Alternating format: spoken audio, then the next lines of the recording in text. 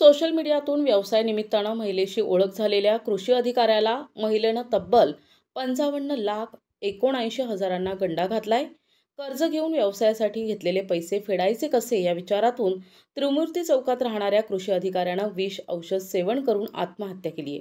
पत्नीच्या तक्रारीवरून cyber police ठाण्यात गुन्हा दाखल करण्यात आलाय। महिलेनं दिलेल्या तक्रारीनुसार आणि पोलिसांच्या माहितीनुसार तक्रारदार महिलेचे पती कृषी अधिकारी प्रशांत पाटील यांच्याशी फेसबुकच्या माध्यमातून एका महिलेनं संपर्क साधला।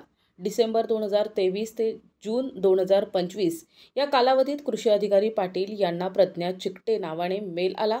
या महिलेनं फोनवर संपर्क साधून हायपो ऑइलचा व्यवसाय करण्याचे आमिष दाखविले।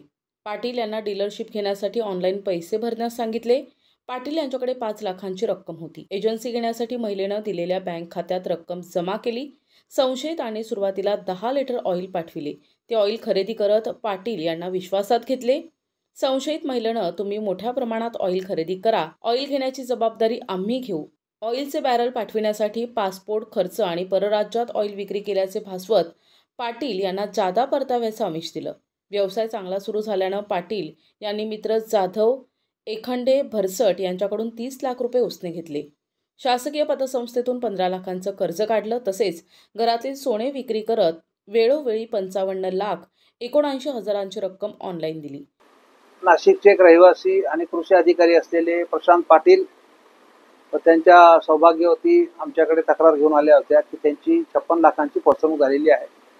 त्याप्रमाणे आम्ही त्यांची पोर्टलवर तक्रार दाखल केली, त्यांचा अर्ज दाखल केला आणि गुन्हा दाखल करण्याची प्रक्रिया चालू असतानाच दिनांक 6/6/2025 रोजी त्यांनी आत्महत्या केलेली आहे।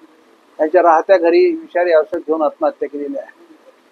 त्यांची तक्रार थोडक्यात अशी आहे की त्यांना पद्मा व्ही चिकटे या बनावट फेसबुक आयडी कडून एक फ्रेंड रिक्वेस्ट आली। ती फ्रेंड रिक्वेस्ट त्यांनी स्वीकारली। त्यामध्ये त्या महिलेने हापको ऑइल खरेदी करण्याचं त्यांना सांगितलं आणि ते महाग म्हणजे मोठ्या दराने आम्ही परदेशामध्ये त्याचं परदेशात पाठवू असं त्यांना सांगितलं। त्याप्रमाणे त्यांनी सुरुवातीला 1,59,000चं ऑइल खरेदी केलं होतं। ते खरेदी केलं म्हणजे फक्त त्या कंपनीच्या बँक खात्यामध्ये पैसे वर्ग केले। ॲक्च्युली त्यांना ते ऑइल आलेलं नव्हतं। त्यानंतर हे म्हटलं की त्या महिलेने अजून सांगितलं की तुम्ही आणखी ऑइल परचेस करा, कारण एवढे छोटे ऑर्डर घेता येत नाही, मोठे ऑर्डर घ्या। पण हे म्हटले माझ्याकडे आता रक्कम शिल्लक नाहीये। मग त्या महिलेने सांगितलं की तुम्हाला मी एक कुरिअर पाठवते आहे, त्यामध्ये खूप मोठ्या प्रमाणात फॉरेन करन्सी असणार आहे, मोबाईल असणार, इतर सामान असणार आहे, तर ते तुम्ही सोडून घ्या त्यामुळे आणि मग तुम्ही इंडियन करन्सी करून परत मग हे ऑइल परचेस करा।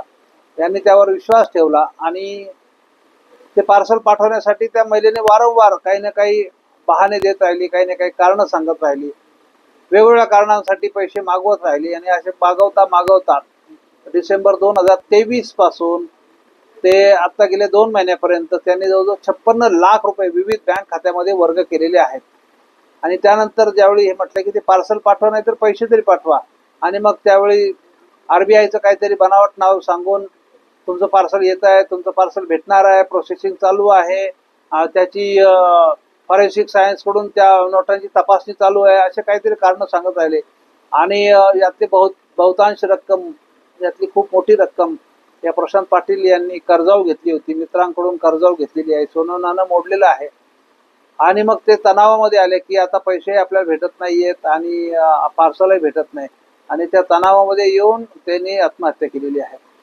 तर आम्ही त्यांच्या तक्रारीवरून त्यांना आत्महत्येला प्रवृत्त केलं म्हणून ते पद्मा व्ही चिकटे या फेसबुक आयडी धारकाविरुद्ध, त्याचप्रमाणे त्यांना व्हॉट्सअपवर संदेशांची देवाणघेवाण करणाऱ्या लोकांविरुद्ध, त्याचप्रमाणे त्यांचे पैसे वर्ग करण्यासाठी बँक खाते उपलब्ध करून देणाऱ्या व्यक्तींविरुद्ध गुन्हा दाखल केलेला आहे।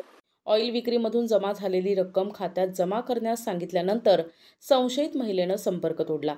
आता मित्राकडून घेतलेले उसने पैसे आणि कर्ज कसे फेडायचे या तणावातून पाटील यांनी 6 जूनला घरात विषारी औषध घेत आत्महत्या केली। प्रतिनिधी गुड्डू शेख, दिशा न्यूज, नाशिक।